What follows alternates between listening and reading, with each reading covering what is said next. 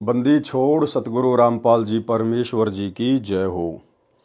परमपिता परमात्मा सारी सृष्टि के रचनहार कुल मालिक असंख्य ब्रह्मांडों के स्वामी जगत गुरु तीनों लोकों में प्रवेश करके सबका भरण पोषण करने वाले राजाधिराज आत्माधार नाथों के नाथ देवों के देव महादेव सर्वेश्वर महेश्वर मृत्युंजय अजरो अमर आदि अनादि सनातनी प्रभु जगत पिता जगदीश्वर श्री श्री 1008 की उपाधि के वास्तविक अधिकारी अकाल मूर्त सौद स्वरूपी राम वासुदेव सर्वगतम ब्रह्म परम पूज्य प्रथम पूज्य परम संत परम पुरुष परम धनी परम दयालु सत्य कबीर हक्का कबीर अल्लाहु कबीर अल्लाहु अकबर बाखबर अल्लाह ताला जगत के तारणहार जगत के मुक्तिदाता जगत के जगन्नाथ हारे के सहारे हिंदुओं के राम मुसलमानों के अल्लाह सिखों के वाहेगुरु ईसाइयों के मसीह दया के सागर दयानिधि करुणा के सागर करुणानिधि स्वयंभू परिभू संकट मोचन कष्ट हरण मंगल करण दुख भंजन अविगत कबीर निर्विकार निर्विषम परमात्मा अलय अलेख सतगुरु आदि अनादि सतगुरु असली मर्यादा पुरुषोत्तम असली राम असली कृष्ण असली घनश्याम असली मुरारी राजाओं के राजा महाराजाओं के महाराजा शहंशाहों के शहंशाह सम्राटों के सम्राट भगवानों के भगवान अल्लाहों के अल्लाह प्रभुओं के प्रभु मसीहाओं के मसीह सच्चे वाहिगुरु बाबाओं के बाबा पीरों के पीर सेठों के सेठ जगत सेठ सावड़सा सेठ सर्वगुण संपन्न अनंत कोटि कलाओं के स्वामी अनंत कोटि ब्रह्मांडों के नायक योगियों में महायोगी ध्यानियों में महाध्यानी सिद्धों में परम सिद्ध ज्ञानियों में तत्वज्ञानी ब्रह्म ज्ञानी महाज्ञानी परम ज्ञानी सर्वश्रेष्ठ ज्ञानी विज्ञानी युवा कबीर समृत कबीर ऐशमवात अमित ओजा सच्चे रहनुमा करीम अल्लाह सुभान अल्लाह दुनिया के अंतिम पैगंबर 8 सितंबर 1951 से गांव धनाना जिला सोनीपत हरियाणा भारतवर्ष की पावन भूमि पे प्रकट रियल कल की भगवान श्री नारायण साकार हरि श्री बाबा साहिब शब्द स्वरूपी राम संत श्रोमणी सतगुरु रामपाल जी परमेश्वर जी के चरण कमल में साध संगति से जुड़े हुए देश विदेश से हम सभी सत्सेवक भाई बहनों का अनंत कोटि दंडवत प्रणाम। सत्साई भाई और बहनों, दया पूज्य गुरुदेव भगवान की सारी सृष्टि के मालिक की सतगुरु रामपाल जी परमेश्वर जी की, जिनके शुभ आशीर्वाद से साध संगति से जुड़कर अपनी आत्मा के कल्याणार्थ हेतु गुरुदेव के तत्व ज्ञान को आधार बनाकर आप और हम सभी भगत भाई बहन निरंतर भक्ति मार्ग में आगे की ओर बढ़ रहे हैं। भाई और बहनों, पूज्य गुरुदेव जी के कर कमल से लिखित पवित्र ग्रंथ कबीर सागर के सरलार्थ के ऊपर वीडियो बनाने की श्रृंखला जारी है और आज इस श्रृंखला में हमारा ये 60 नंबर का वीडियो है। प्रत्येक वीडियो में गुरुदेव के आशीर्वाद से हमें बहुत कुछ सीखने और समझने को मिलता है। तो चलिए आज हम आगे बढ़ते हैं। कर्म बंधन तथा छुटकारा, कबीर सागर का सरलार्थ, पेज नंबर 587। ये परमेश्वर ने कुछ वाणियाँ लिखी हुई हैं। अष्ट कर्म विधि जैन बखाना बहुरी मीमांसा कर्म प्रधाना सत्य कबीर कहे पुनि ऐसे सब जीव कर्म फंद में पैसे। ये कुछ वाणियाँ हैं कबीर सागर के सरलार्थ से। नीचे लिखा है भावार्थ। परमेश्वर कबीर जी ने बताया है कि सर्व प्राणी कर्मों के वश जन्मते मरते तथा कर्म करते हैं। कर्मों के बंधन को सतगुरु छुड़ा देते हैं। कौन छुड़ा देता है? सतगुरु, क्योंकि सतगुरु स्वयं परमेश्वर हैं। सार शब्द गुप्त रखने का कहना, यानी धर्मदास जी को परमेश्वर कबीर जी के द्वारा 650 साल पहले सार शब्द को गुप्त रखने की कहना। ये कुछ वाणियाँ हैं उसकी। नीचे उसका सरलार्थ किया हुआ है गुरुदेव ने। भावार्थ, परमेश्वर कबीर जी ने धर्मदास जी से प्रतिज्ञा कराई थी कि सार शब्द को गुप्त रखना है, अपने परिवार को भी नहीं बताना है। यदि यह सार शब्द बाहर चला गया तो बिचली पीढ़ी यानी कलयुग के 5505 वर्ष बीतने पर जो भक्ति युग प्रारंभ होगा वह बिचली पीढ़ी परमेश्वर कबीर जी ने कही है। उस समय के हंस पार नहीं हो पाएंगे, क्योंकि यदि काल द्वारा चलाए गए कबीर जी के नाम से 12 पंथ तथा शतलोक और सत्य पुरुष के नाम पर चल रहे राधा स्वामी पंथ आगरा ब्यास दिनोद जिला भिवानी में तथा धन धन सतगुरु पंथ सच्चा सौदा सिरसा तथा जगमाल वाली जिला सिरसा तथा मथुरा में जय गुरुदेव पंथ, ये सब राधा स्वामी पंथ से निकले पंथ हैं और सब शतलोक तथा सत्य पुरुष की चर्चा करते हैं। इनके संतों को सत्यनाम तथा सार शब्द का पता चल गया तो ये भी यही मंत्र दीक्षा में दिया करेंगे। ये अधिकारी होंगे नहीं, जिस कारण से सतनाम तथा सार शब्द उनसे प्राप्त करके जाप करने से लाभ नहीं होगा। उस समय सन 1997 तक ये पंथ चरम पर होंगे, करोड़ों अनुयायी बन चुके होंगे। जब हम जाएंगे या अपना निजी दास भेजेंगे। देखो भाई और बहनों, परमात्मा उसको कहते हैं जो संशय वाली बात ना करे। परमेश्वर उसको कहते हैं, कबीर भगवान उसको कहते हैं जो दोगली बात ना करे। लेकिन यहां पर हमने समझना होगा कि ये दोगली बातें हैं या परमेश्वर जो वर्तमान में सतगुरु रामपाल जी के रूप में प्रकट हैं, स्वयं को छुपा के इस प्रकार की बातें कह रहे हैं। क्या कह रहे हैं? जब हम जाएंगे या अपना निजी दास भेजेंगे। क्या परमात्मा को पता नहीं होता पहले कि आगे मुझे जाना है या मेरे दास को भेजना है? वे तो अंतर्यामी होते हैं, उन्हें तो सब पता होता कि मुझे जाना है या किसी दास को भेजना है। तो यहां पर पूज्य गुरुदेव जी जो कि स्वयं वर्तमान में कबीर भगवान है, और ये अपने आप को छुपाते हुए इस प्रकार की बातें यहां पर कह रहे हैं, जबकि आज स्वयं कबीर परमात्मा ही सतगुरु रामपाल जी के रूप में धरती पर प्रकट है। जब हम जाएंगे या अपना निजी दास भेजेंगे तो नाम तो वे ही देने हैं, उनके बिना मोक्ष नहीं हो सकता। सब मानव भ्रमित हो जाएंगे कि दीक्षा मंत्र तो एक जैसे हैं, वे पंथ पुराने हैं क्योंकि वे काल द्वारा पहले चलाए जाएंगे। अनुयायियों की संख्या भी अत्यधिक है, इसलिए उन्हीं से दीक्षा लेनी चाहिए। इस प्रकार सार शब्द का भेद अन्य को लगने से मेरे मिशन यानी योजना का नाश हो जाएगा, तुझे महापाप लगेगा। फिर बताया है कि हे धर्मदास, आपने जन्म जन्मांतर में भक्ति की थी, जिस कारण से यह सार शब्द तुझे दिया है। कलयुग की बिचली पीढ़ी को पहले गायत्री 5 नाम मंत्र को 7 नाम का बताकर दिया जाएगा, उसकी साधना कराई जाएगी, सत्य नाम की दीक्षा दी जाएगी, उसकी साधना कराई जाएगी। इस प्रकार भक्ति युक्त करके सार शब्द देकर अनगणित जीवों को उस समय जब कलयुग 5505 वर्ष बीत जाएगा और एक यथार्थ पंथ चलाएंगे, उस समय पार करेंगे। जो तेरे परिवार की बिंद पीढ़ी चूड़ामणि को 5 नाम गायत्री मंत्र के दिए हैं, यदि इन नामों का जाप मर्यादा में रहकर करते रहेंगे तो तेरी संतान तथा जो इनसे दीक्षा लेकर इन 5 नामों का जाप करते रहेंगे तो उनको मनुष्य, स्त्री या पुरुष का जन्म प्राप्त होता रहेगा। फिर वे उस समय जब कलयुग 5505 वर्ष बीत जाएगा यानी सन 1997 के पश्चात तेरी पीढ़ी वाले भी उसी पंथ से दीक्षित होकर कल्याण को प्राप्त हो जाएंगे। तेरा वंश 42 पीढ़ी तक अवश्य चलेगा, परंतु तेरी छठी गद्दी यानी पीढ़ी वाले को काल द्वारा चलाए टकसारी पंथ वाला भ्रमित करेगा, जिस कारण से वह छठी पीढ़ी वाला तेरा बिंद वाला यथार्थ भक्ति त्याग कर टकसारी वाला पान परवाना प्रारंभ करेगा। आरती चौका भी वही प्रारंभ करेगा। जब हम यथार्थ पंथ चलाएंगे, देखो आ गए ना, जब हम यथार्थ पंथ चलाएंगे, ये नहीं कहा कि मेरा दास यथार्थ पंथ चलाएगा। जब हम यथार्थ पंथ चलाएंगे उस समय तेरे वंश वाले उस पंथ से दीक्षा लेकर कल्याण कराएंगे। उस समय सारा विश्व ही मेरी यथार्थ भक्ति उस मेरे अंश से दीक्षा लेकर करेगा। यहां परमेश्वर अपने आप को छुपा देते हैं गुरुदेव भगवान।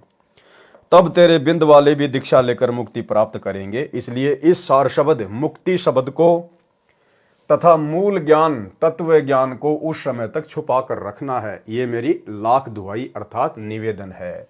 यही प्रमाण कबीर सागर में कबीर वाणी अध्याय के पेज 136 137 पर भी है, जिसमें 12 पंथों का वाणी में प्रमाण है।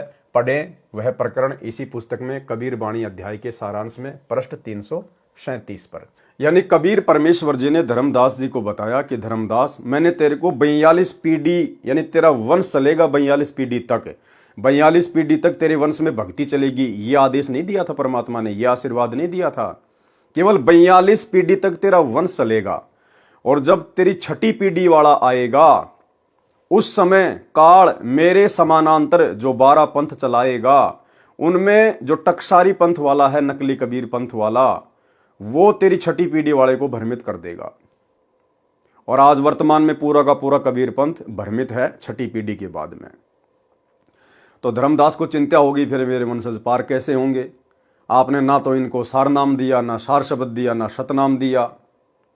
तो परमात्मा ने कहा कि देख, मैंने चूड़ामणि को जो 5 मंत्र दे दिए ना, गायत्री मंत्र दे दिया जो प्रथम मंत्र, अगर तेरे वंश वाले, तेरी पीढ़ी वाले और तेरी पीढ़ी वालों से नाम उपदेश लेकर जो जो व्यक्ति स्त्री या पुरुष इन मंत्रों का जाप करता रहेगा मर्यादा में रह के, उनको मनुष्य जन्म प्राप्त होते रहेंगे।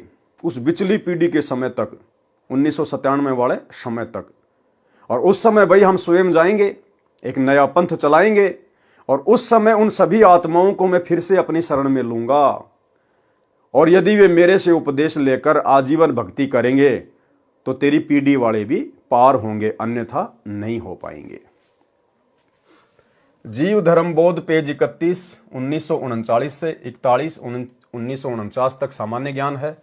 पृष्ठ 35, 1943 पर लिखा है कि साखी तीर्थ गए एक फल, संत मिले फल चार, सतगुरु मिले अनेक फल, कहे कबीर विचार। भावार्थ, तीर्थ पर जाने का एक फल यह है कि कोई पूर्ण संत मिल जाता है, जिस कारण से उस भ्रमित आत्मा को सच्चा मार्ग मिल जाता है। संत गरीबदास जी ने भी कहा है कि गरीब मेले ठेले जाइए, मेले बड़ा मिलाप, पत्थर पानी पूजते कोई साधु संत मिल जाते। भावार्थ, संत गरीबदास जी ने कहा है कि तीर्थों पर जो भक्तों के मेले लगते हैं वहां जाते रहना, हो सकता है कभी कोई संत मिल जाए। लेकिन भाइयों और बहनों, यदि आपको पूर्ण संत मिल गया है, जैसे वर्तमान में धरती पर पूर्ण संत केवल सतगुरु रामपाल जी हैं, जब आपको उस पूर्ण संत की शरण मिल गई है, उसके बाद ये वाणी हमारे ऊपर लागू नहीं है। उस पूर्ण संत से उपदेश लेने के बाद में हमने फिर मेले ठेले में, तीर्थों पर यहां बिल्कुल धक्के नहीं खाने हैं। ये वाणी तो केवल उस समय के लिए है जब तक आपको पूर्ण संत नहीं मिलता है।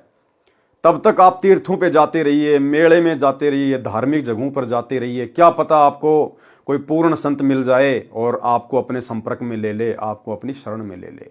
लेकिन जब हम उसकी शरण में आ जाते हैं, उसके बाद फिर हमने मंदिर, मस्जिद, चर्च, गुरुद्वारे, धार्मिक स्थल, तीर्थ वगैरह, मेले वगैरह हमने कहीं नहीं जाना है। केवल फिर अपनी भक्ति और मर्यादाओं का ध्यान रखना है और कल्याण हो जाए। जैसे धर्मदास जी तीर्थ भ्रमण पर मथुरा वृंदावन गया था, वहां स्वयं परमेश्वर कबीर जी ही जिंदा संत के रूप में मिले और धर्मदास जी का जन्म ही सुधर गया, कल्याण को प्राप्त हुआ। संत मिले फल चार का भावार्थ है कि संत के दर्शन से परमात्मा की याद आती है। कबीरा दर्शन साधु का, मुख पर बसे सुहाग, और दर्शन उन्हीं को होते हैं जिनके पूर्ण भाग। तो सबसे पहला फल तो क्या है कि पूर्ण संत के दर्शन मात्र से भी हमारे असंख्य पाप कर्म नष्ट होते हैं। संत मिले फल चार का भावार्थ है कि संत के दर्शन से परमात्मा की याद आती है। ये ध्यान यज्ञ है। संत से ज्ञान चर्चा करने से ज्ञान यज्ञ का फल मिलता है। ये दूसरा फल है। तीसरा फल, जब संत घर पर आएगा तो भोजन की सेवा का फल मिलेगा। तथा चौथा फल, यदि संत नशा नहीं करता है तो उसको रुपया या कपड़ा वस्त्र दान अवश्य देता है। इस प्रकार संत मिले फल चार, जब सतगुरु मिल गए तो सर्व मिल गए, मोक्ष भी मिल गया। कबीर सागर में ज्ञान का अज्ञान बनाने का प्रमाण जीव धर्म बोध पेज 37, 1945 पर लिखी वाणी में है। कबीर खड़े बाजार में गलकटों के पास, जो कोई करे सो भरेंगे, तुम क्यों भये उदास। वास्तविक वाणी इस प्रकार है, कबीरा तेरी झोपड़ी गलकटियन के पास, जो करेंगे सो भरेंगे, तू क्यों भया उदास। जीव धर्म बोध पृष्ठ 38, 1946 पर, काल कराल आप ही जानी, ब्रह्मा विष्णु महेश भवानी। संत गरीबदास जी ने भी कहा है कि तीनों देवा काल हैं, ब्रह्मा विष्णु महेश, भूले चुके समझियो सबका हूं आशीष। गरीब ब्रह्मा विष्णु महेश्वर माया और धर्मराया कहिए, इन पांचों मिल प्रपंच बनाया, वाणी हमरे लइए। कबीर परमेश्वर जी ने जीव धर्म बोध पेज 40, 1948 पर कहा है कि सब ही संत श्रुति कहें बखानी, नर स्वरूप नारायण जानी। लिखो भेद वेद वेदांता पुराना, जबूर तोरेत इंजिल कुराना। सब ही मिल करते निर्धारा, नर प्रभु निज स्वरूप संवारा। निश्चय नर नारायण देही, ऋषि मुनि प्रभु को निराकार कहे ही। वेद पढ़े पर भेद न जाने, बाँचे पुराण 18। सब ग्रंथ कहें प्रभु नराकार, ऋषि कहें निराकार। सब ग्रंथ कहें प्रभु नराकार। नराकार मानी नर आकार, मानव सदृश से है परमात्मा, साकार है। ये कौन कहते हैं? सब ग्रंथ कहें प्रभु नराकार, यानी भगवान नर आकार में है, साकार है। और ऋषि कहें निराकार। निराकार मानी अदृश्य, दिखाई नहीं देता। तो ऋषियों ने वेदों को ढंग से समझा नहीं। जीव धर्म बोध पृष्ठ 41, 1949 पर वाणी, उत्तम धर्म जो कोई लखी पाए, आप कहे औरन बताए।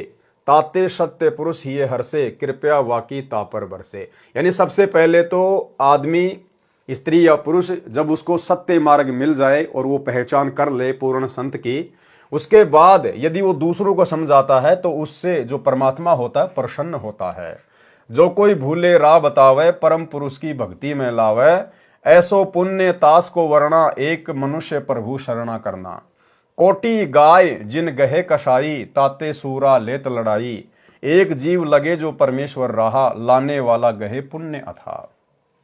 भावार्थ, परमेश्वर कबीर जी ने कहा है कि एक मानव, स्त्री या पुरुष उत्तम धर्म यानी शास्त्र अनुकूल धर्म क्रम में पूर्ण संत की शरण में आता है, औरों को भी राह यानी मार्ग बताता है, उसको परमेश्वर हृदय से प्रसन्न होकर प्यार करता है। जो कोई एक जीव को परमात्मा की शरण में लगाता है तो उसको बहुत पुण्य होता है। एक गाय को कसाई से छुड़वाने का पुण्य एक यज्ञ के तुल्य होता है। करोड़ गायों को छुड़वाने जितना पुण्य होता है, उतना पुण्य एक जीव को काल से हटाकर पूर्ण परमात्मा की शरण में लगाने का मध्यस्थ को होता है। जीव धर्म बोध, पृष्ठ 42 1950 से 61 1969 तक का सारांश। पृष्ठ 42-43 पर सामान्य ज्ञान है। जीव धर्म बोध, पृष्ठ 44 1952 पर। परमात्मा की कृपया बिना परिश्रम अर्थात कर्म भी साथ नहीं देता। चौपाई। पुरुषार्थ की ऐसी बातें कर अवश्य पुरुषार्थ ताते, यथा किसान की किसानी कर ही, उपजे अन्न पेट निज भर ही। हल बाही अवश्य ते ही करना, भली भांति निज खेत संवरना। बीज बोए रखवाली कीजे, पशु पंछी से बचाव करीजे। करी निज श्रम बिनसे प्रभु पाही, भरे खेत वर्षा करिताही। जो ईश्वर वर्षा नहीं करही, व्यर्था किसानी ताकी पर ही। जो बरसे वर्षा सुकाला, तो किसान सो होए निहाला। जो आलस करके नर कोई, संशय पे हल जोते नहीं सोई। बीज न बोए न कर रखवारी, बरसे घन अरु भरसे कियारी। ताहे अनफल हाथ न आए, मूर्ख मिथ्या आस लगाए। यानी गुरुदेव भगवान हमें समझाना चाहते हैं कि परमात्मा की विशेष कृपा, रजा और मेहर के बिना भगत की भक्ति भी सफल नहीं हो सकती है। एक छोटे से सत्संग में गुरुदेव भगवान ने बताया कि पुण्यात्माओं, आप इस भूल में ना रह जाना कि आप केवल अकेले अपनी भक्ति के बलबूते पे पार हो जाओगे। ये भक्ति करने वाले लाखों लाखों साल जिनकी उम्र थी, दिन में सैकड़ों मालाएं फेरा करते थे, पता नहीं कितने चले गए ऐसे, आज वो गधे की योनि में घूम रहे हैं। भगत कभी भी अकेले भक्ति के बलबूते पर पार नहीं हो सकता, मोक्ष प्राप्त नहीं करवा सकता। सतगुरु की मेहर विशेष चाहिएगी, विशेष मेहर। इन बातां के पाइए कर सतगुरु नजर निहाल, और राजी कर सतगुरु रूठे नू। एक छोटा सा सत्संग गुरुदेव भगवान का। पुणात्माओं, आप केवल भक्ति से पार नहीं हो सकते, ये भूल मत करना। कहते इन बातां क्या पाइए कर सतगुरु नजर निहाल, कि गुरु जी की कृपा, गुरु जी का क्या कृपा पात्र बना रहना पड़ेगा आपको। अगर आप जी ने कितनी भक्ति करते रहना और गुरु जी त्याग दिए तो कभी सतलोक नहीं जा सकते, इतनी बात बना लेना। और पृथ्वी पर कोई संत नहीं है आज के दिन इस दास के अतिरिक्त। अभिमान नहीं, ये सच समझना। पृथ्वी ने 21 ब्रह्मांड में कोई नहीं है। तो भाई और बहनों, इसी प्रकार गुरुदेव ने यहाँ पर किसान का उदाहरण दिया है कि किसान ने मेहनत बहुत करी, खेत को संवारा, बीज भी डाल दिया और पशु पक्षियों से उसकी रक्षा भी कर रहा है। और यदि परमात्मा ने वर्षा नहीं करी, क्योंकि पहले के समय में जो खेती बाड़ी थी वो वर्षा पे निर्भर होती थी, पहले ट्यूबवेल वगैरह, लाइट थी नहीं तो ट्यूबवेल वगैरह होती नहीं थी, तो वर्षा के ऊपर ही खेती बाड़ी निर्भर होती थी। तो मान लीजिए किसान ने अपना पूरा काम कर लिया, लेकिन वर्षा अगर परमात्मा ने नहीं की तो उसकी सारी फसल बर्बाद। ठीक इसी प्रकार भगत बहुत भक्ति कर रहा है, अच्छी बात है, मर्यादा भी निभा रहा है, लेकिन परमात्मा की विशेष मेहर बिना उसकी भक्ति सफल नहीं हो सकती। और परमात्मा भगत पर मेहर कब बरसाएगा, किस भगत पर बरसाएगा, वो भी गुरुदेव ने एक सत्संग में बताया, छोटा सा सत्संग। कहते हैं तुम्हारा जो कल्याण कैसे होगा कि सतगुरु जो तत्वदर्शी संत है उसको नजर निहाल कर के इतना उनके अनुसार उनके मर्यादा में चल के वो तेरे ऊपर गदगद हो जाए। वो संत के मेरी प्यारी आत्मा परमात्मा को पाने के रास्ते पर बिल्कुल सही चल रही है। तो अंदर से जो एक हिलोर आती है संत के अंदर से, जिस भक्त की, जिस बहन भाई की क्रियाओं से जो प्रसन्न हो जाता है कि ये सही मर्यादा में चला, तो वो जो एक रजा आती है उसके बाद फिर एक उसकी प्रति कसक जाती है कि बहुत अच्छी। और परमात्मा अपने बच्चे पर मेहर रखना, ऐसे ही चले तो वो एक आशीर्वाद आपको एक्स्ट्रा मिलता है, जिसको ग्रेस मार्क कहते हैं। तो यहां कहते हैं इन बातों के पाइए कर सतगुरु नजर निहाल है। मान ले तनी वो ज्ञान भी हो गया कैसे ऐसे होता तो, और सतगुरु नजर निहाल हुआ नहीं, तुझे सार नाम फिर सार शब्द मिला नहीं तो भी बात बिगड़ेगी। इसलिए ये कल्याण कहती है, ये बातें कहने सुन की ना है, कर पाड़ने की है। तो भाई और बहनों, आप और हमें समझ में आ गया होगा, यदि हमने सतगुरु की मेहर प्राप्त करनी है तो हमने सतगुरु के प्रत्येक वचन पर और आधीन भाव से चलना पड़ेगा। परमात्मा आधीन विनम्र भगत से प्रसन्न होता है, और जिस भगत में विनम्रता नहीं है, वो चाहे कितना ही बड़ा भगत है, कितनी भक्ति करता है, कितना दान पुण्य करता है, परमात्मा उस पर अपनी मेहर नहीं बख्शेगा। आपने पिछली वीडियो में देखा, गुरुदेव ने बताया कि हजरत सुलेमान, जो कि मुसलमान धर्म में एक पैगंबर हुए हैं, उन्होंने कहा है कि अगर राई जितना भी अभिमान जीव में रह गया तो वो बहिश्त यानी स्वर्ग में नहीं जा सकता। तो हमने तो सतलोक जाना है, स्वर्ग से करोड़ों शंखों कोष आगे ऊपर। तो भाई और बहनों, भला हम कैसे पार हो जाएंगे, हम कैसे सतलोक चले जाएंगे अगर हमारे अंदर अभिमान शेष रह गया तो गुरुदेव भगवान उसी आत्मा पे अपनी मेहर बख्शेंगे, रजा बख्शेंगे, जो भक्ति भी करेगा, मर्यादा में भी रहेगा, भगत के सारे गुण भी अपने ऊपर धारण करेगा और विशेष आधीनी भाव में रहेगा। भावार्थ, परमेश्वर कबीर जी ने बताया है कि यदि कोई भक्ति करता है और उसके ऊपर परमेश्वर कृपा नहीं करता है तो उसकी साधना व्यर्थ हो जाती है। कहने का तात्पर्य है कि भक्ति करता है और मन में अभिमान भी रखता है तो उस पर परमेश्वर की कृपा अर्थात वर्षा नहीं होती, जिस कारण से उसकी भक्ति नष्ट हो जाती है। उदाहरण, जैसे पूर्व समय में खेती यानी कृषि पूर्ण रूप से वर्षा पर निर्भर थी, इसलिए कहा है कि जैसे किसान खेत में बीज बोता है, परिश्रम करता है, यदि परमेश्वर समय पर वर्षा ना करे तो उसकी फसल व्यर्थ हो जाती है। भले किसान फसल बीजने के लिए हल चलाता है, बीज बोता है, पशु पक्षी से भी रक्षा करता है, बहुत परिश्रम करता है, वर्षा ना होने से उसका सर्व परिश्रम अर्थात कर्म व्यर्थ हो जाता है। ठीक इसी प्रकार भगत भक्ति भी करता है, नियम भी निभा रहा है, अगर गुरु कृपया नहीं करेगा, विशेष मेहर नहीं बख्शेगा, अपना विशेष वो आशीर्वाद नहीं देगा तो उसकी भक्ति सफल नहीं हो सकती।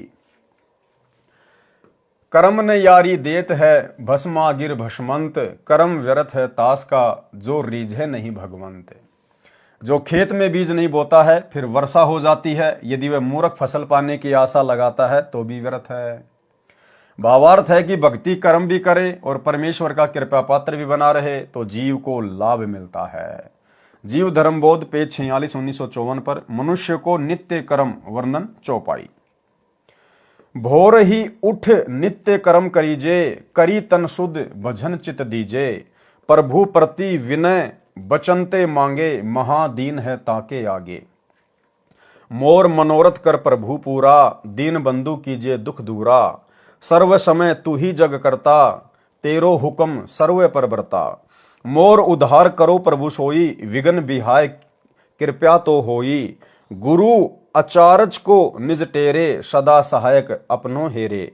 बार बार करो प्रभु प्रति विनती, यद्यपि सो न करे कछु न गिनती।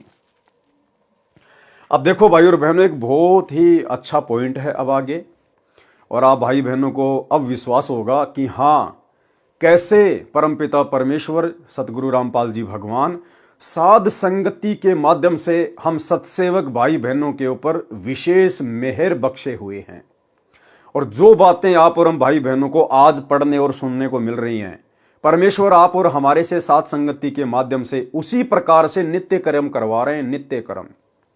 अब आगे जो बातें गुरुदेव ने लिखी है, इस अनुसार सुबह उठते ही सतलोक आश्रम मैनेजमेंट हरियाणा से जुड़े हुए वर्तमान 2024 तक कोई भी भाई बहन ये क्रिया नहीं करता है, उनको पता ही नहीं है। तो परमेश्वर ने साध संगत वालों पर यह मेहर बख्शी है। जिस नित्य क्रम का गुरुदेव यहां जिक्र करने जा रहे हैं, वो नित्य क्रम भाई बहन पिछले 3 वर्षों से लगातार कर रहे हैं सुबह उठते ही। क्या है?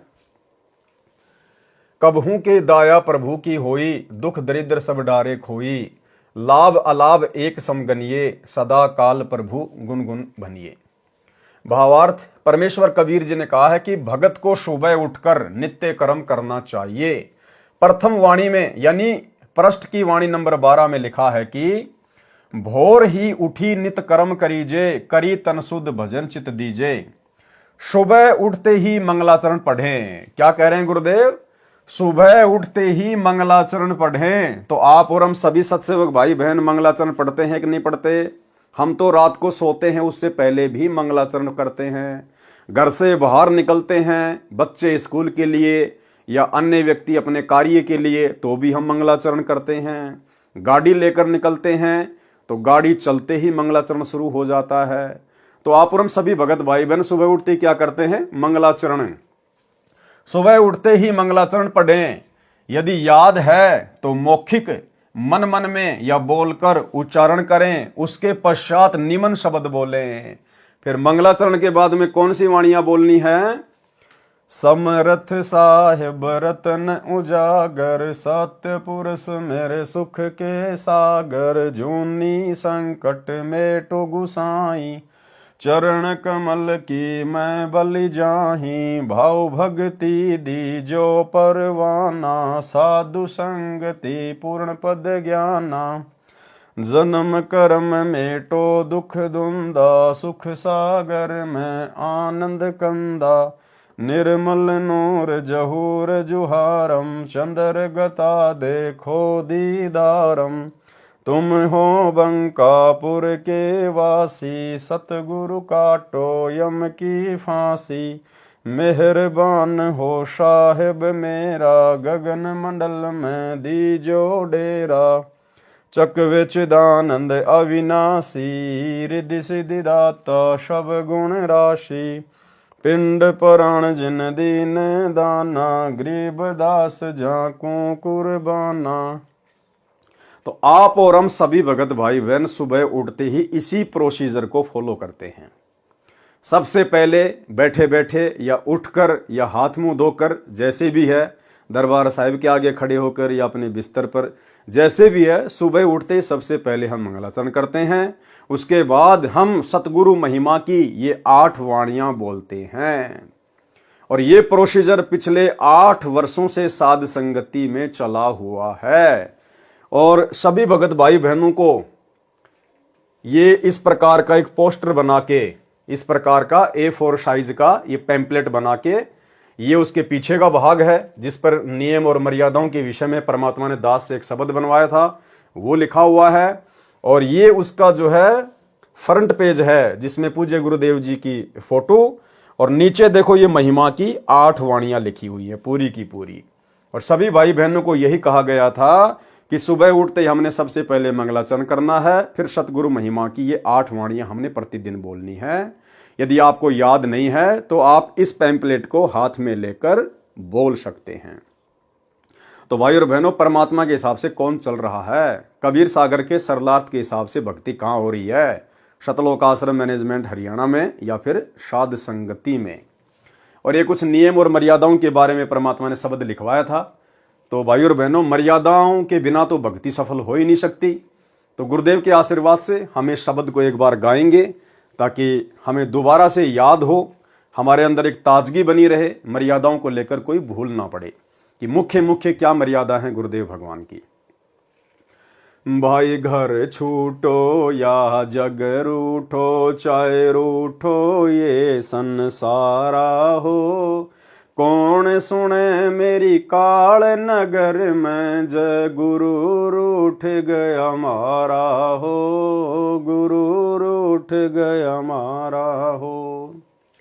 भाई मांस मदिरा सुल्फा गांजा, ना गुटका बीड़ी पीना हो, मांस मदिरा सुल्फा गांजा, ना गुटका बीड़ी पीना हो, महापाप इसको छूने का ये प्रथम वचन निभाना हो, प्रथम वचन निभाना हो। घर छूटो या जग रूठो, चाहे रूठो ये संसारा हो। कौन सुने मेरी काल नगर में, जय गुरु रूठ गया मारा हो, गुरु रूठ गया मारा हो। दूसरा नियम क्या है? भाई मंदिर मस्जिद तीर्थ दर्शन ना पूजू मात मसाणी हो। मंदिर मस्जिद तीर्थ दर्शन ना पूजू मात मसाणी हो। अस्थि विसर्जन पितर पूजा ना बूजा पड़वाणी हो, ना बूजा पड़वाणी हो। भाई घर छूटो या जग रूठो, चाहे रूठो ये संसारा हो। कौन सुने मेरी काल नगर में, जय गुरु रूठ गया मारा हो, गुरु रूठ गया मारा हो। आगे तीसरे नंबर का नियम, भाई मक्का मदीना अमरनाथ चाहे काशी धाम छुड़ानी हो। मक्का मदीना अमरनाथ चाहे काशी धाम छुड़ानी हो। सिवा गुरु के और जगत में ना करनी पूजा पानी हो, ना करनी पूजा पानी हो। भाई घर छूटो या जग रूठो, चाहे रूठो ये संसारा हो। कौन सुने मेरी काल नगर में, जय गुरु रूठ गया मारा हो, गुरु रूठ गया मारा हो। आगे 4 नंबर का नियम, भाई नियम चतुर्थ गुरु की आज्ञा चाहे काट के शीस चढ़ाना हो। नियम चतुर्थ गुरु की आज्ञा चाहे काट के शीस चढ़ाना हो। दान धर्म चाहे यज्ञ हवन हो, सतगुरु से आज्ञा पाना हो, सतगुरु से आज्ञा पाना हो। भाई घर छूटो या जग रूठो, चाहे रूठो ये संसारा हो। कौन सुने मेरी काल नगर में, जय गुरु रूठ गया मारा हो, गुरु रूठ गया मारा हो। 5वें नंबर का नियम, भाई झूठा खाना ना कुछ पीना चाहे हो अमृत का दाना हो। झूठा खाना ना कुछ पीना चाहे हो अमृत का दाना हो। दुनिया से ती करे दोस्ती, काठ का फंद लगाना हो, काठ का फंद लगाना हो। भाई घर छूटो या जग रूठो, चाहे रूठो ये संसारा हो। कौन सुने मेरी काल नगर में, जय गुरु रूठ गया मारा हो, गुरु रूठ गया मारा हो। आगे 6 नंबर का नियम, भाई 6 मासी बरसो दी सरादा ना कोई पिंड भराना हो। 6 मासी बरसो दी सरादा ना कोई पिंड भराना हो। ना पंडित कोई कर्म कांड हो, इस जगत को है समझाना हो, इस जगत को है समझाना हो। भाई घर छूटो या जग रूठो, चाहे रूठो ये संसारा हो। कौन सुने मेरी काल नगर में, जय गुरु रूठ गया मारा हो, गुरु रूठ गया मारा हो। 7 नंबर का नियम, भाई देवी धाम पे पशु की गर्दन ना बाल वहाँ कटवाना हो। देवी धाम पर पशु की गर्दन ना बाल वहाँ कटवाना हो। जैसा दर्द अपने को हो वह ऐसा जान बिराना हो, ऐसा जान बिराना हो। भाई घर छूटो या जग रूठो, चाहे रूठो ये संसारा हो। कौन सुने मेरी काल नगर में, जय गुरु रूठ गया मारा हो, गुरु रूठ गया मारा हो। 8 नंबर का नियम, भाई सूतक पातक भात न छूछक, ना कोई नाचण गाना हो। सूतक पातक भात न छूछक, ना कोई नाचण गाना हो। रहन सहन तेरा साधारण, और जग से रह बिराना हो, जग से रह बिराना हो। भाई घर छूटो या जग रूठो, चाहे रूठो ये संसारा हो। कौन सुने मेरी काल नगर में, जय गुरु रूठ गया मारा हो, गुरु रूठ गया मारा हो। 9 नंबर नियम, भाई ताश खेलना फिल्म देखना, रिश्वत जहर समाना हो। ताश खेलना फिल्म देखना, रिश्वत जहर समाना हो। होली दिवाली ना कोई पूजा, सतगुरु का वचन निभाना हो, सतगुरु का वचन निभाना हो। भाई घर छूटो या जग रूठो, चाहे रूठो ये संसारा हो। कौन सुने मेरी काल नगर में, जय गुरु रूठ गया मारा हो, गुरु रूठ गया मारा हो। 10 नंबर नियम, भाई मात बहन सबकी एक जैसी, ना अपनी नियत डिगाना हो। मात बहन सबकी एक जैसी, ना अपनी नियत डिगाना हो। ना लेना ना देना किसी को, इस दहेज का नाम मिटाना हो, इस दहेज का नाम मिटाना हो। भाई घर छूटो या जग रूठो, चाहे रूठो ये संसारा हो। कौन सुने मेरी काल नगर में, जय गुरु रूठ गया मारा हो, गुरु रूठ गया मारा हो।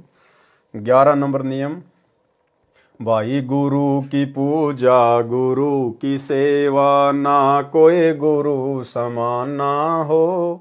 गुरु की पूजा गुरु की सेवा, ना कोई गुरु समाना हो।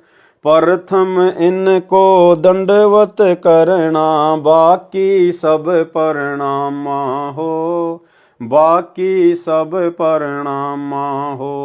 भाई घर छूटो या जग रूठो, चाहे रूठो ये संसारा हो। कौन सुने मेरी काल नगर में, जय गुरु रूठ गया मारा हो, गुरु रूठ गया मारा हो।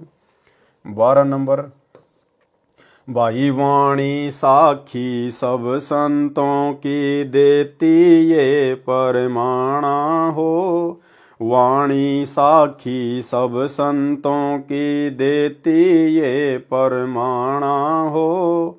सत्य पुरुष सतलोक से चल कर, परगट गांव धनाना हो, परगट गांव धनाना हो। भाई घर छूटो या जग रूठो, चाहे रूठो ये संसारा हो। कौन सुने मेरी काल नगर में, जय गुरु रूठ गया मारा हो, गुरु रूठ गया मारा हो। तो भाई और बहनों, इस विधि से आज वर्तमान में अपनी दैनिक जो नित्य क्रिया हैं गुरुदेव भगवान के आशीर्वाद से केवल साध संगति से जुड़े हुए सत्सेवक भाई बहन ही कर रहे हैं। सतगुरु साहिब संत सब दंडोतम प्रणाम, आगे पीछे मध्य हुए तिनको जा कुर्बान। इस प्रकार प्रति सुबह मंगलाचरण तथा उपरोक्त शब्द पढ़ें, फिर प्रथम मंत्र का 1 या 2 या इससे अधिक बार समय अनुसार जाप करें। उसके बाद सुबह उठते ही आपकी इच्छा है, आप चाहे प्रथम मंत्र का जाप करें, सतनाम मिला है तो चाहे सतनाम का जाप करें, चाहे 1 करें, 2 करें, 10 करें, पूरी माला करें, ये आप भक्तों के ऊपर निर्भर करता है। देखो यहां परमात्मा ने सबसे पहले क्या कहा है, फिर प्रथम मंत्र का 1, 2 या इससे अधिक बार समय अनुसार जाप करें। क्योंकि भाई और बहनों, सतगुरु की जो पूजा है वास्तव में मंत्रों में वो प्रथम मंत्र में है। देखो जिन भाई बहनों को सतनाम मिला हुआ है तो सतनाम के जो 2 मंत्र हैं वो सतगुरु के नहीं हैं। एक तो काल का है और एक महाकाल का है, यानी एक ब्रह्म का और एक अक्षर पुरुष का है।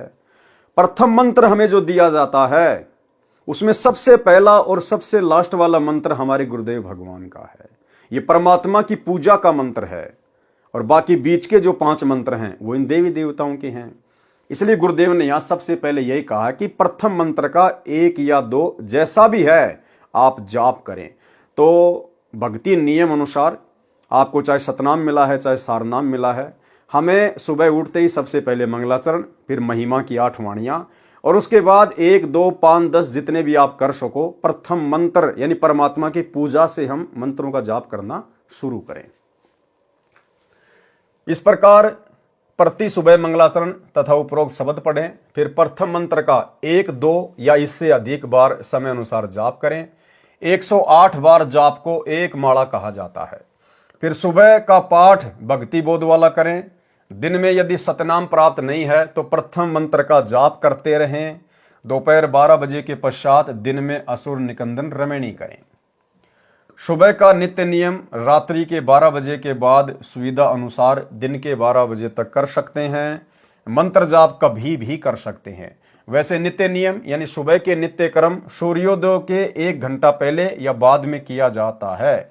यदि आगे पीछे भी करना पड़े तो समान लाभ ही मिलता है। ये सारी बातें शंका समाधान पुस्तक के अंदर परमात्मा ने बहुत विस्तार से लिखवाई हुई हैं।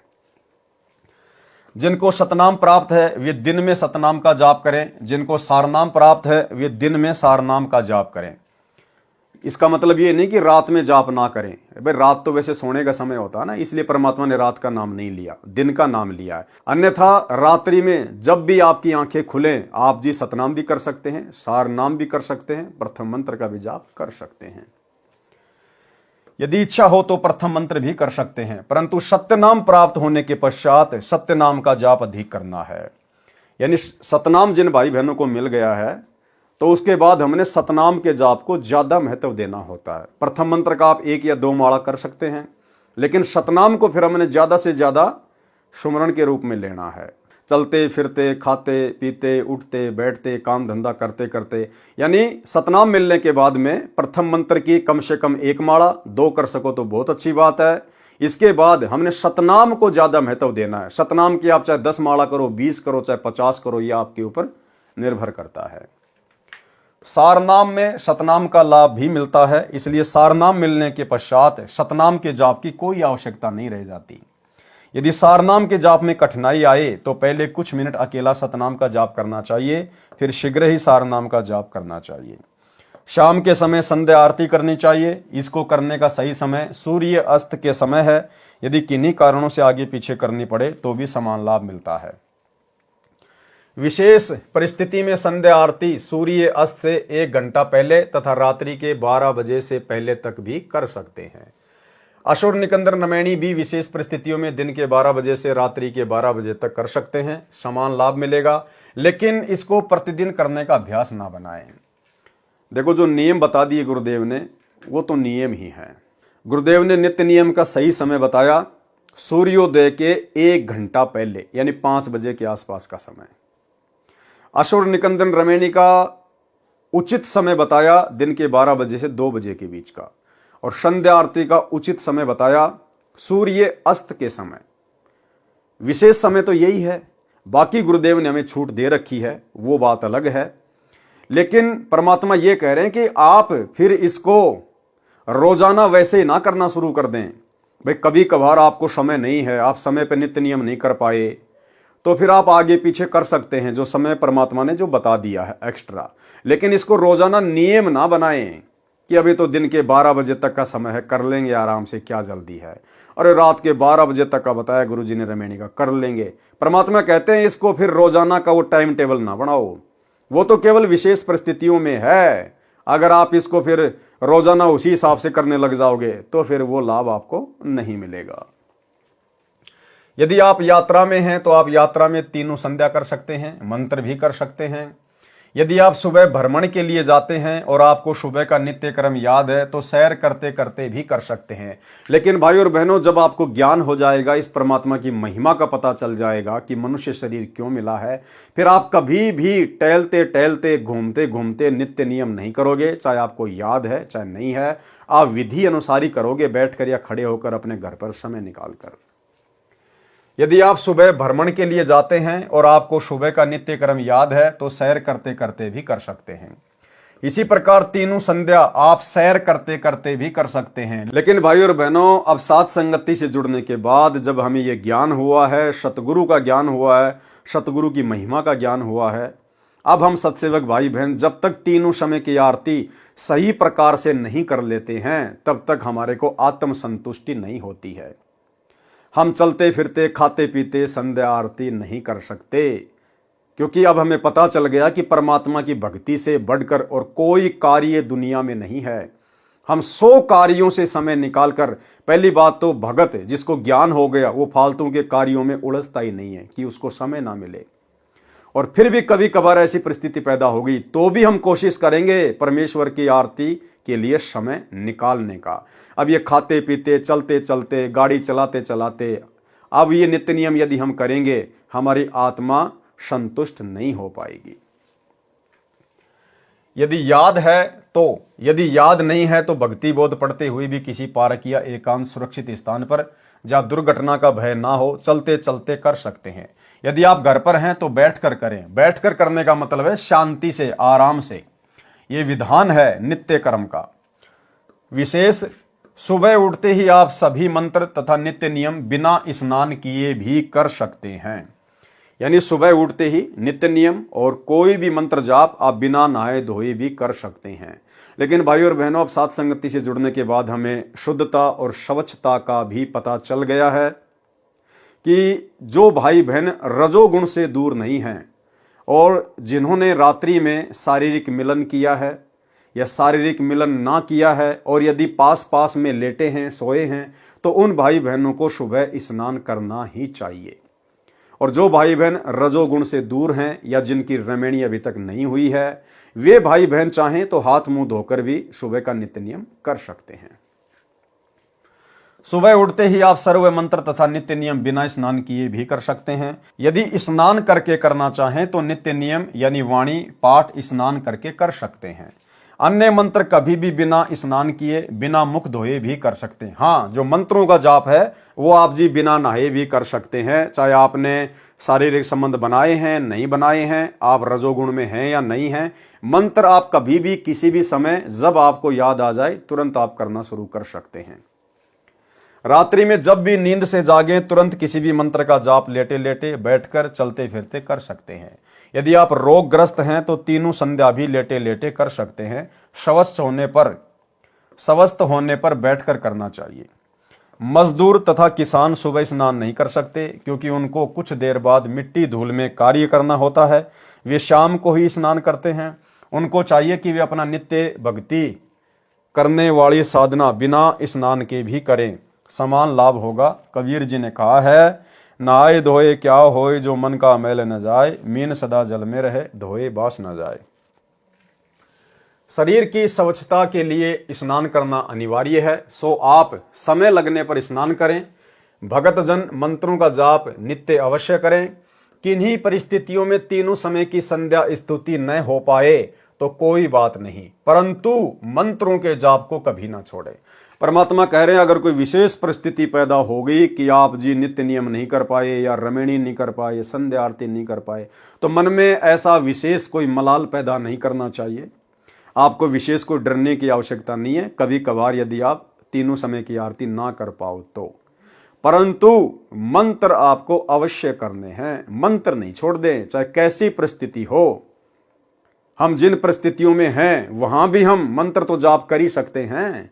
मंत्र जाप करने के लिए कोई भक्ति बोध लेने की जरूरत नहीं है।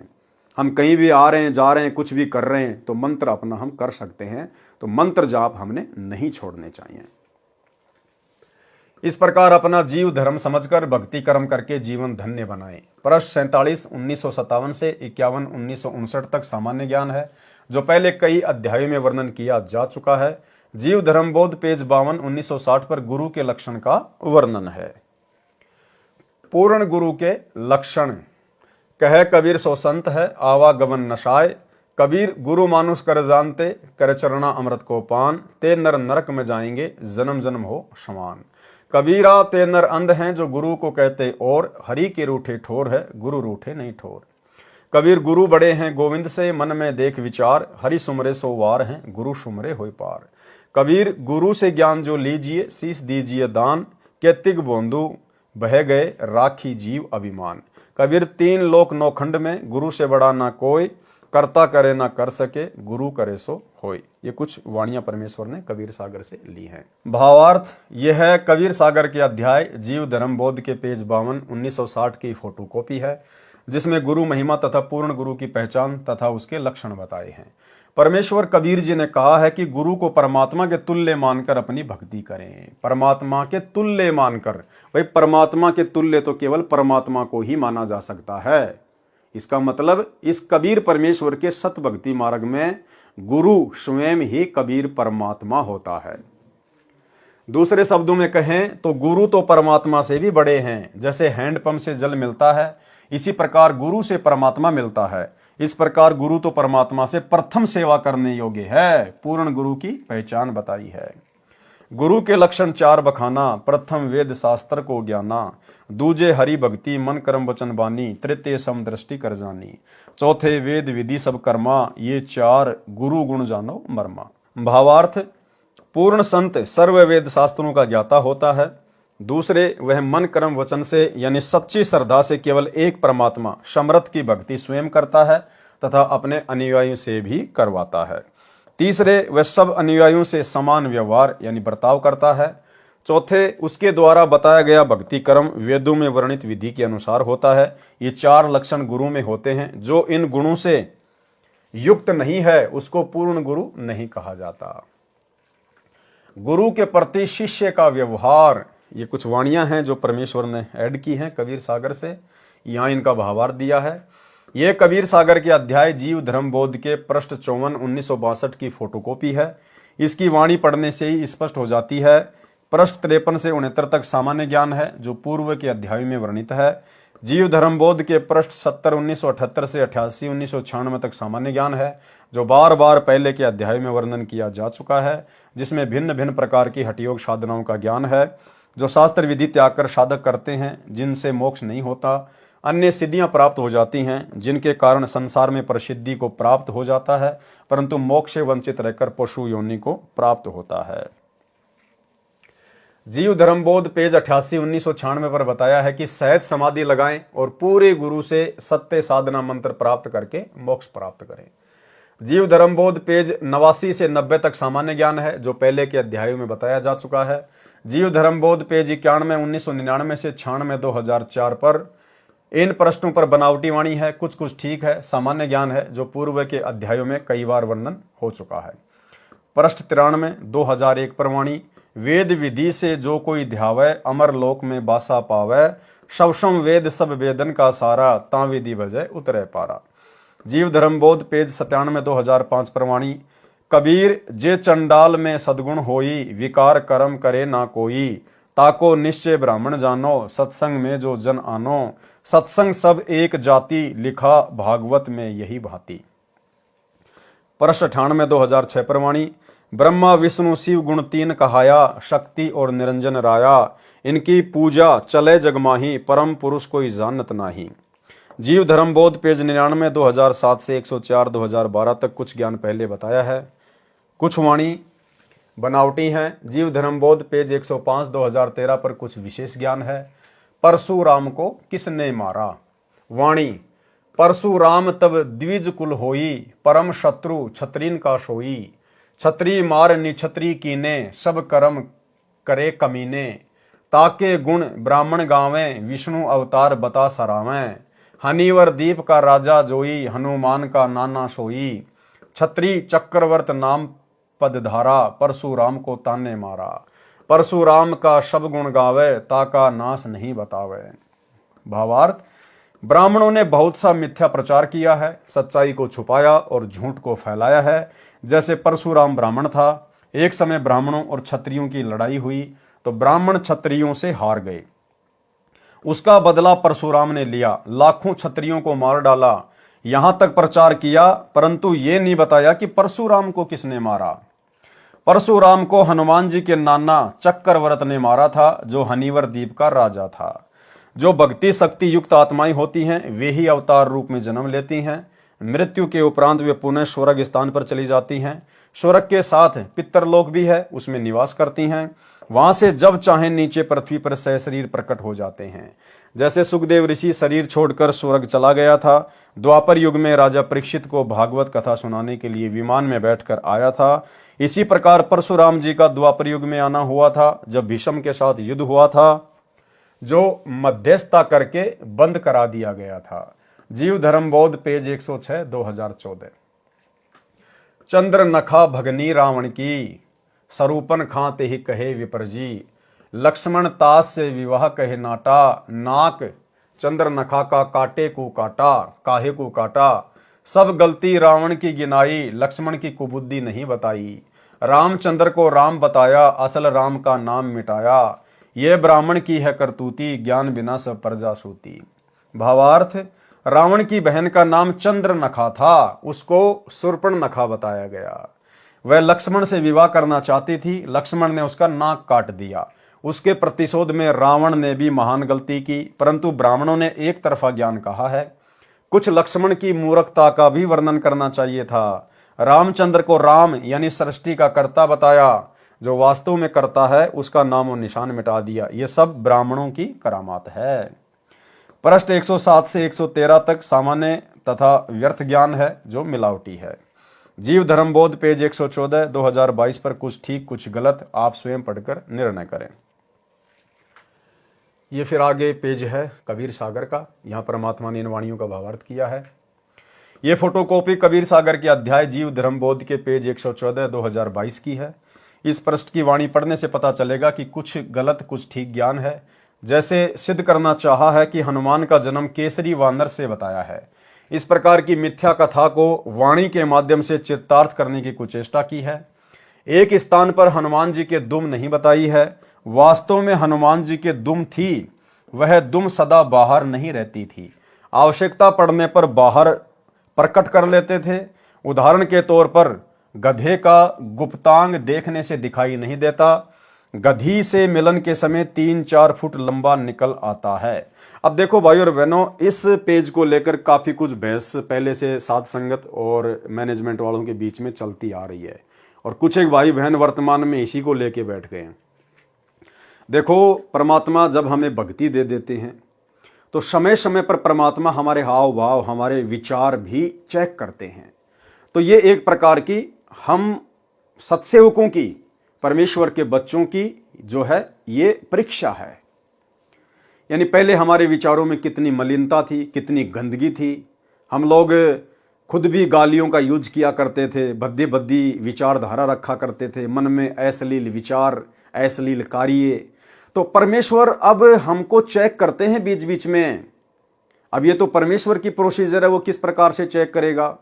तो यहां पर परमात्मा ने हनुमान जी की दुम यानी जो ये पूंछ का जो जिक्र किया है, कि बहुत सारे लोग कहते हैं कि हनुमान के पूंछ नहीं थी, लेकिन गुरुदेव भगवान कह रहे हैं कि हनुमान के पूंछ थी, और हनुमान कोई वानर नहीं था, कोई वानर कोई प्रजाति का नहीं था।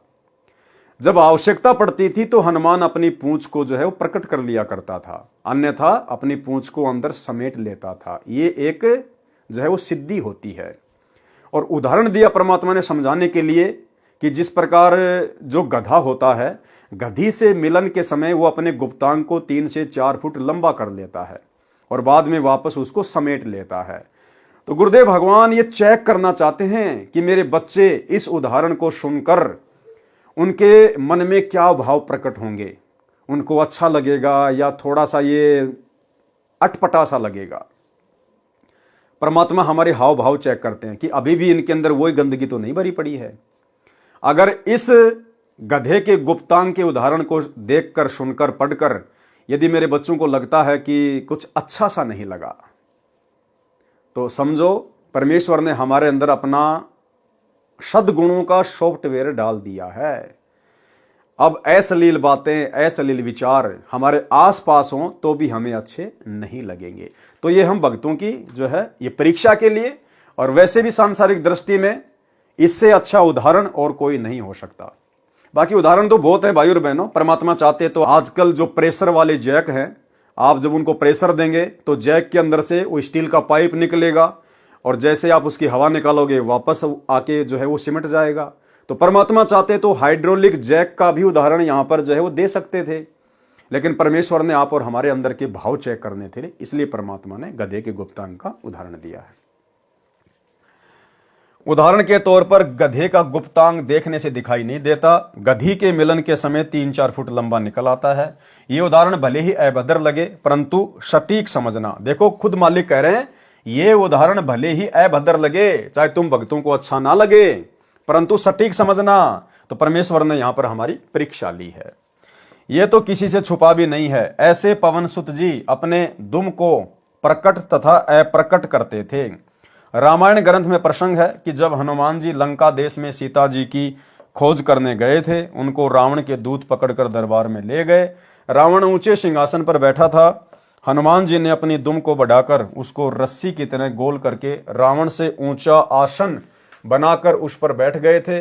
फिर पूंछ पर कपड़े रुई लपेटकर आग लगाकर दुम जलाने का आदेश रावण ने दिया। जब हनुमान जी ने दुम बहुत लंबी बढ़ा दी थी, जिसके ऊपर बहुत सारे कपड़े व रुई लपेटी थी, उसी से लंका को जलाया था। लेकिन हनुमान जी वानर नहीं थे। यह सत्य है कि रीछ, वानर, नाग, बछड़ा, नारा, डांडा आदि ये मनुष्य के गोत्र हैं। जीव धर्मबोध पेज 115 से 124 तक व्यर्थ तथा कुछ बनावटी वाणी है। जीव धर्मबोध पेज 125 2033 से 127 2035 तक का सारांश। आधीनी तथा जीव की स्थिति। जैसे कथा सुनते हैं कि श्री कृष्ण जी ने दुर्योधन राजा का शाही भोजन, जिसमें सटरस तथा सर्व व्यंजन थे, छोड़कर आधीन तथा निर्धन भगत विदुर जी के घर सरसों का साग खाया था। कबीर जी कहते हैं कि हम भी इसी प्रकार अभिमानी के साथ नहीं रहते। और भाई और बहनों, विदुर के घर श्री कृष्ण जी का रूप बनाकर जिस महापुरुष ने भोजन किया था, वे स्वयं कबीर परमेश्वर सतगुरु रामपाल जी ही थे। श्री कृष्ण जी ने भोजन नहीं किया था। श्री कृष्ण का रूप बनाकर कबीर परमात्मा सतगुरु रामपाल जी गए थे। हम पूज्य गुरुदेव जी का एक शब्द है जिसको गाते हैं उनकी महिमा में कि तुम मिलकर संगत सारी जय बोलो बंदी छोड़ की। उसमें एक जगह परमात्मा लिखते हैं कि दुर्योधन की मेवा त्यागी और साग विदुर घर खात जी। दुर्योधन की मेवा त्यागी और साग विदुर घर खात जी, बण आए कृष्ण मुरारी जय बोलो बंदी छोड़ की। तो गुरुदेव ने कोई श्री कृष्ण जी की महिमा में थोड़ा ना लिखा यह शब्द, ये अपनी स्वयं की महिमा में लिखा है। अर्थात श्री कृष्ण जी का रूप बनाकर उस समय विदुर के घर वो भोजन कबीर परमेश्वर सतगुरु रामपाल जी ने खाया था। सर्व पुराण, चारों वेद, कतेब, तोरेत, इंजिल, जबूर, कुरान भी यही बात कहते हैं। इसमें बहुत सारी आधीनी के ऊपर वाणियां हैं जो परमात्मा ने यहाँ पर जिक्र की हुई है। हम आगे चलेंगे इसके भावार्थ में।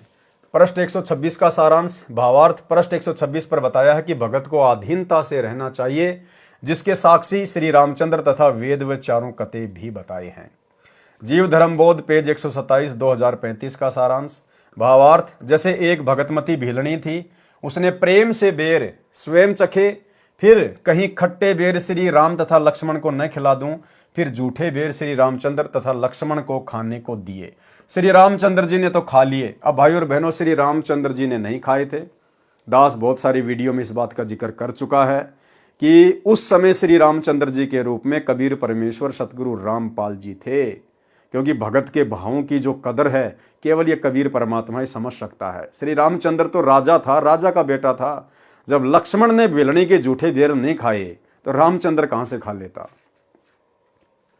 श्री रामचंद्र जी ने तो खा लिए, लक्ष्मण जी ने आंखें बचाकर खाने के बहाने मुंह के साथ से पीछे फेंक दिए।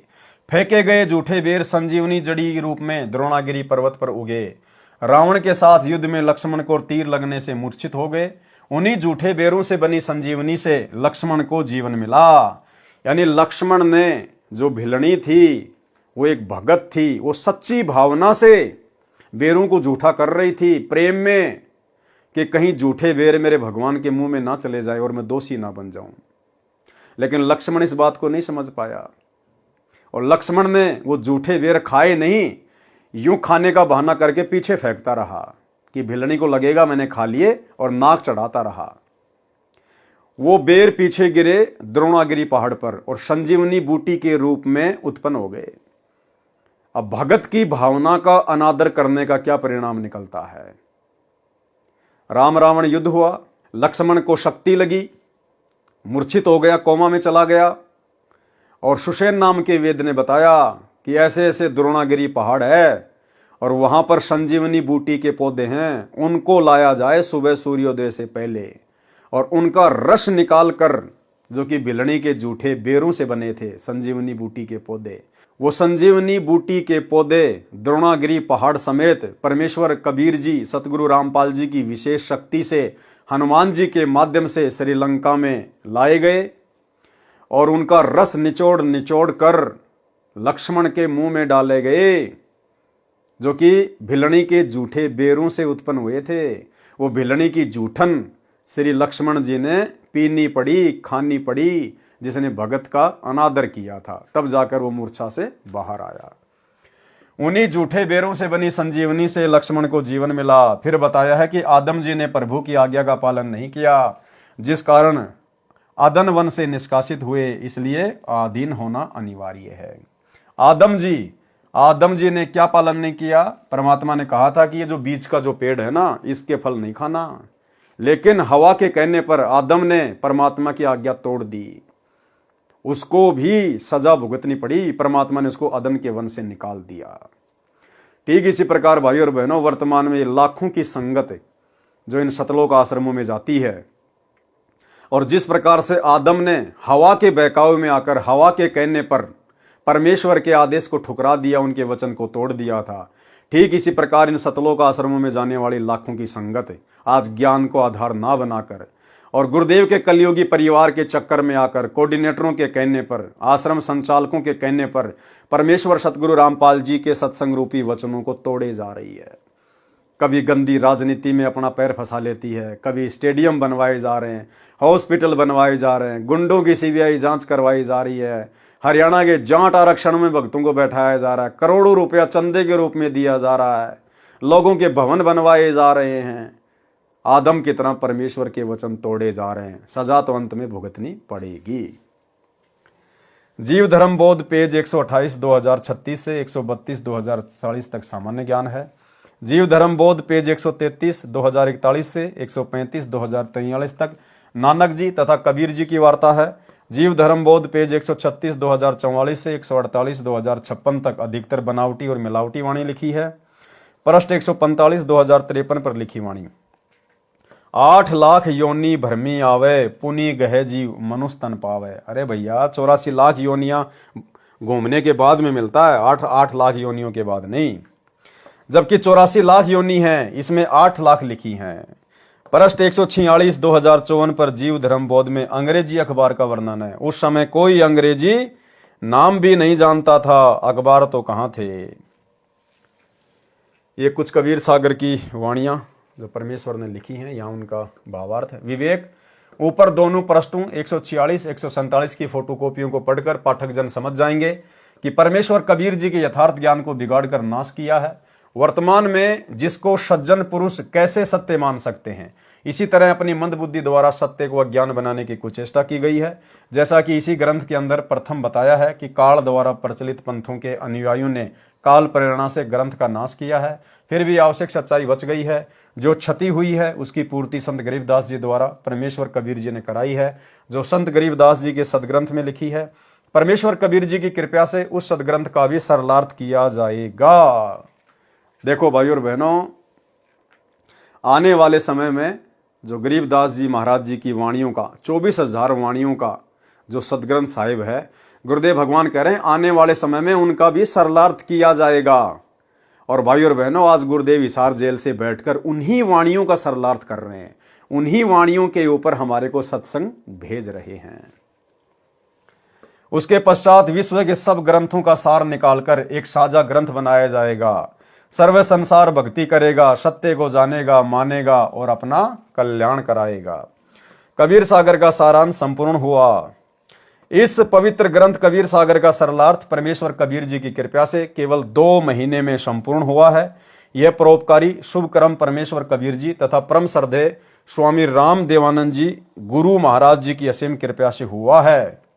दिन रात कई कई घंटे सेवा करके प्रथम तो एक एक पंक्ति को पढ़ा, फिर भावार्थ किया, सत्य असत्य को जांचा और परमेश्वर को साक्षी रखकर यथार्थ ज्ञान लिखा है। 2 महीने में तो कबीर सागर पढ़ा भी नहीं जा सकता। समझना, निष्कर्ष निकालना, फिर हाथ से लिखना बिना परमेश्वर की कृपा से कभी संभव नहीं हो सकता। जो परमेश्वर कबीर जी ने जो वचन कहा था कि 13वें वंश मिटे सकल अंधियारा, इसी प्रकार भाइयों और बहनों परमेश्वर ने दया बख्शी आप और हम सभी साध संगति से जुड़े हुए सत्सेवक भाई बहनों के ऊपर। इस कलयुग के घोर समय में, जिस समय इंसान 2 टाइम की रोजी रोटी के लिए मारा मारा फिरता है, हमारे खुद के आश्रमों से जुड़े हुए भगत भाई बहनों के पास में भक्ति भी सही से करने का समय नहीं है। लेकिन यहां सतगुरु रामपाल जी परमेश्वर जी के आशीर्वाद से इस कबीर सागर के सरलार्थ के ऊपर आज पूरे 60 वीडियो बन चुके हैं। कबीर सागर का सरलार्थ आज पूरा कंप्लीट हो चुका है। ये विशेष जटिल कार्य जो इस सृष्टि में ब्रह्मा विष्णु महेश भी नहीं कर सकते, क्योंकि परमेश्वर के कर कमल से सरलार्थ की गई पुस्तक का अनुवाद या उसके ऊपर वीडियो वही बना सकता है जो पहले परमेश्वर से भली भांति परिचित होगा। और ये सेवा गुरुदेव ने आप और हम सत्सेवकों के ऊपर बख्शी। तो भाइयों और बहनों, 2 महीने में इस कबीर सागर के सरलार्थ के ऊपर वीडियो नहीं बन सकते थे।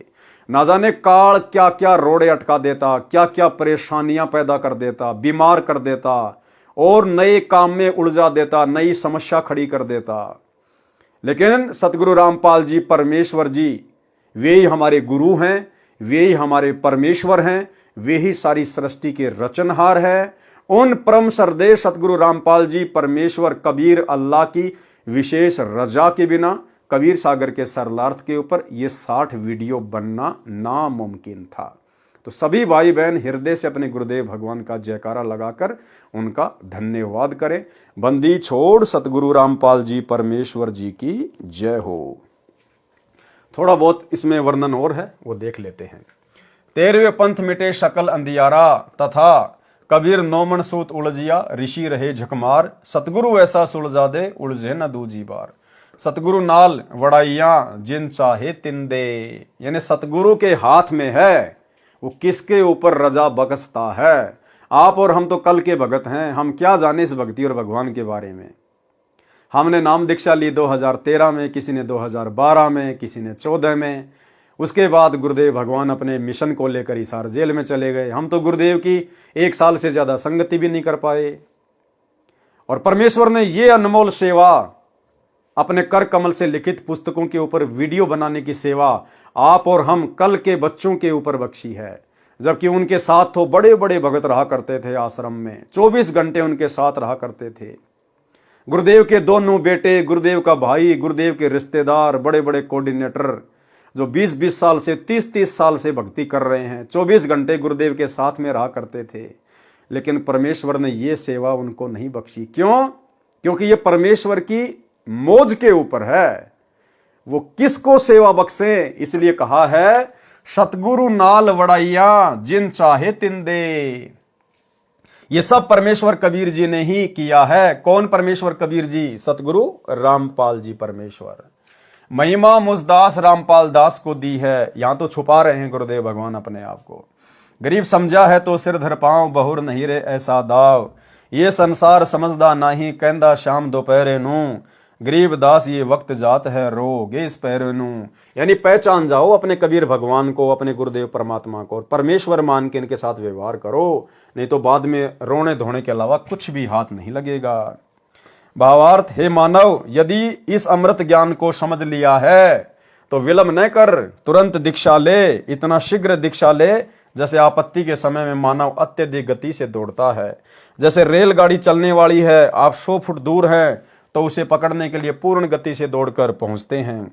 इसी को कहते हैं कि वह सिर पर पांव धरकर दौड़ा तब रेलगाड़ी में चढ़ पाया। इसी प्रकार इसी को कहते हैं कि वह सिर पर पांव रखकर दौड़ा तब रेलगाड़ी में चढ़ पाया। इसी प्रकार दीक्षा लेने के लिए शीघ्रता करें, फिर इसी गति से भक्ति साधना करें। अन्यथा ये मानव जीवन का पहर यानी निर्धारित समय निकल गया तो फिर हाथ नहीं आएगा। कुत्ता बनकर गली में ऊपर को मुंह करके रोया करेगा। सत साहेब सतगुरुदेव भगवान की जय। बंदी छोड़ कबीर परमेश्वर, सतगुरु रामपाल जी की दया। तो भाई और बहनों, दया परमपिता परमेश्वर, सारी सृष्टि के रचनहार सतगुरु रामपाल जी परमेश्वर जी की, जिनके विशेष आशीर्वाद से, जिनकी विशेष नज़र से, रहमो करम से, कृपा दृष्टि से कबीर सागर के सरलार्थ का ये जटिल कार्य पूरा हुआ। 60 वीडियो में परमेश्वर ने पूरे कबीर सागर के सरलार्थ को समेट के रखवा दिया है। ये सतगुरु रामपाल जी परमेश्वर जी की विशेष रजा, विशेष मेहर के बिना संभव नहीं हो सकता था। आप और हम भगत भाई बहन कभी सोच भी नहीं सकते थे।